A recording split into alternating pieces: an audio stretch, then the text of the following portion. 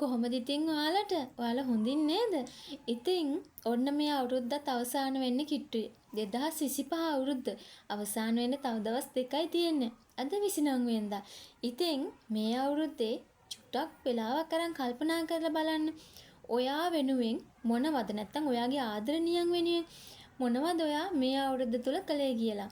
ඉතින් චුට්ටක් කල්පනා කරලා බැලුවොත් ඇත්තටම අඩුම ගානේ ඔයා වෙනුවෙන් සාර්ථක වෙන්න, ඔයාගේ පවුලේ අය වෙනුවෙන් සාර්ථක වෙන්න, සතුටින් ඉන්න අඩුම ගානේ 75%ක්වත් ඔයා වෙනුවෙන් යම් දෙයක් කරාද? ඔයාගේ පවුලේ අය වෙනුවෙන් යම් දෙයක් කරාද? හැබැයි ඉතින් කරදර වෙන්න එපා ඒ දේ කරන්න බැරි වුණා කියලා. දැන් අපි ලබන්නේ අලුත් අවුරුද්දක්. ඒ කියන්නේ 2026 අවුරුද්ද. දැන් අපි අලුත් අනාගතය ගැන හිතමු. ඉතින් තව දවස් 2යිනේ තියෙන්නේ. ඔන්න අලුත් අවුරුද්දක් උදා වෙනවා. ඒ කියන්නේ 2026 අවුරුද්ද.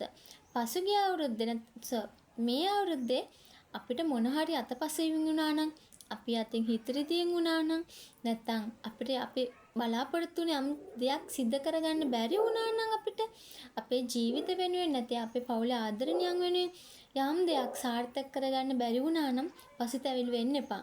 තව දවස් 2යි අලුත් අවුරුද්දක් ලබනවා.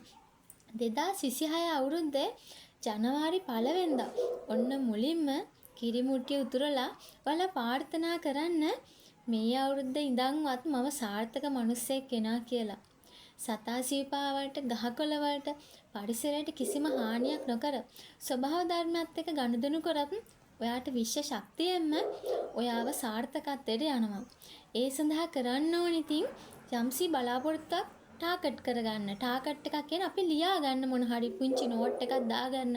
අපි මෙන්න මේ දේවල් මේ අවුරුද්දේ අවසාන වෙනකොට ජනවාරි 1 වෙනිදා ඉඳන් දෙසැම්බර් 31 වෙනකොට අපි මෙන්න මේ දේවල් ටික සාර්ථක කරගන්න උත්සාහ කරනවා කියන එක අපේ හිතේ තියාගෙන අපි ඒකට වැඩ කරන්න ඕනේ.